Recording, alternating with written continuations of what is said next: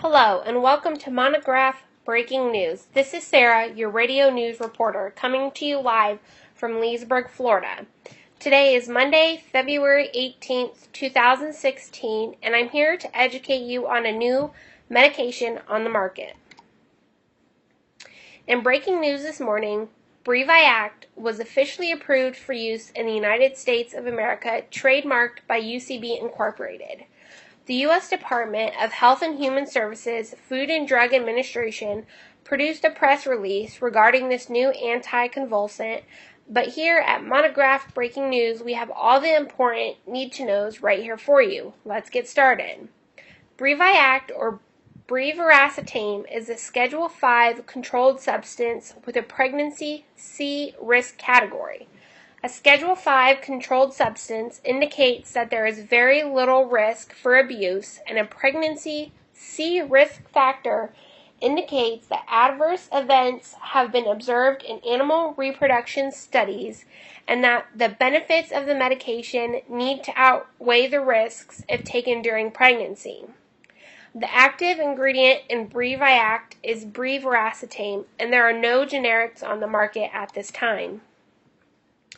Briviact has been approved for the treatment of partial onset seizures caused by epilepsy in ages 16 years and older. In the cross-section of the brain, you'll notice that generalized seizures affect the entire brain, whereas partial seizures are limited to a small area. An example of a partial seizure includes twitching of the finger. Let's take a look at some of our dosing guidelines and contraindications for dosing. Your initial dose will be 50 milligrams twice a day. However, you may decrease to 25 milligrams twice a day or increase up to 100 milligrams twice a day based on patient response and availability. Dosing is individualized according to patient response. Your maximum daily dose of Briviact is 200 milligrams per day. Briviact is available in oral and IV routes. Your IV route should not consist of more than 4 days of treatment. If used concomitantly with rifampin, Briviact should be doubled.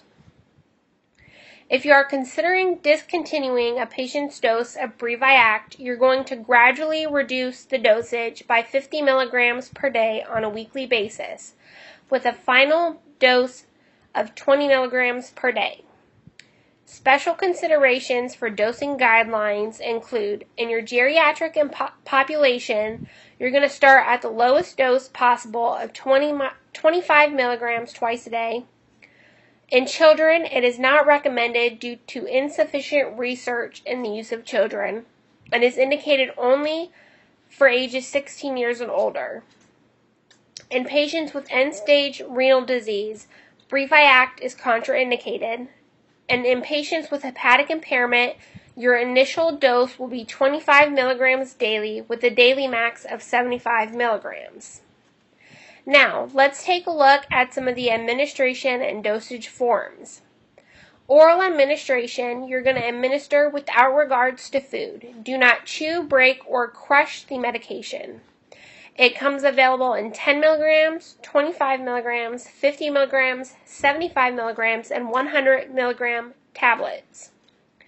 The oral solution may be given through an NG or gastrostomy tube, and it is available in a 10 milligram per ml container, which contains methylparaben and raspberry flavor. Intravenous route, you will administer over 2 to 5 minutes undiluted or diluted with normal saline, lactated ringers, or D5W, and that is available in a concentration of 50 milligrams per ml. Beware of your adverse reactions, side effects, and precautions. Briviact is known to cause CNS depression, which includes impaired coordination, ataxia, abnormal gait, fatigue, dizziness, and somnolence. Hematologic effects include leukopenia and neutropenia, which is decreased white blood cells, and you're also going to monitor for withdrawal. Do not withdraw Briviact suddenly, as this can cause an increase of sudden seizures. You're also going to monitor for hypersensitivity, which includes bronchospasm and angioedema. If hypersensitivity is present in a patient, you are going to discontinue therapy. Another adverse reaction is psychiatric symptoms. You're going to monitor for psychosis, paranoia, hallucinations, and behavioral symptoms. In addition, side effects include suicidal ideation, nausea and vomiting, weakness, and nystagmus. Let's take a look at some of our drug interactions. A complete list of interactions is listed on the medication pamphlet for Briviact. Your risk X medications means that the medications should not be taken together in any circumstance. One of those medications is thalidomide, which combined with Briviact enhances the effect of thalidomide. Some of your risk D category contraindications are opioids, Marinol, hydrocodone, Keppra, oxycodone, and rifampin.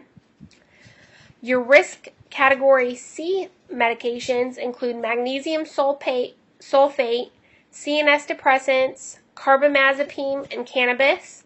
And at this time, there are no known food interactions with Briviact. Let's take a look at some of our monitoring parameters. We're going to monitor a daily CBC with differential to monitor for leukopenia and neutropenia. We're going to monitor liver function such as AST, ALT, alkaline phosphatase, and bilirubin.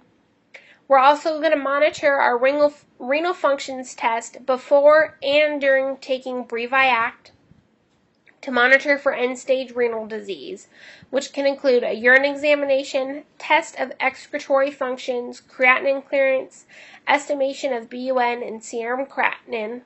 We're also going to monitor the patient for signs of depression such as fear, aversion, low mood, anxiety, arousal, certain triggers, and abnormal behaviors. In addition, we're going to monitor for suicide, such as negative view of self, making suicidal threats, substance abuse, engaging in risky behaviors, self-harm behaviors, drastic mood and behavior changes, talking frequently about death, and isolation or feeling alone. Now, when it comes to Briviact, it is very important for you as a provider to thoroughly educate yourself before prescribing Briviact to a patient. In addition, it is also thoroughly important that you provide adequate amount of education to your patient, as there are several serious adverse reactions and side effects to Briviact. For further information, you can look on the Food and Drug Administration's website for the Briviact pamphlet, or you can visit USB Incorporated. And finally, you can use a medical reference guide such as Hippocrates or Lexicomp. Thank you for tuning in to Monograph Breaking News. This is Sarah, signing off.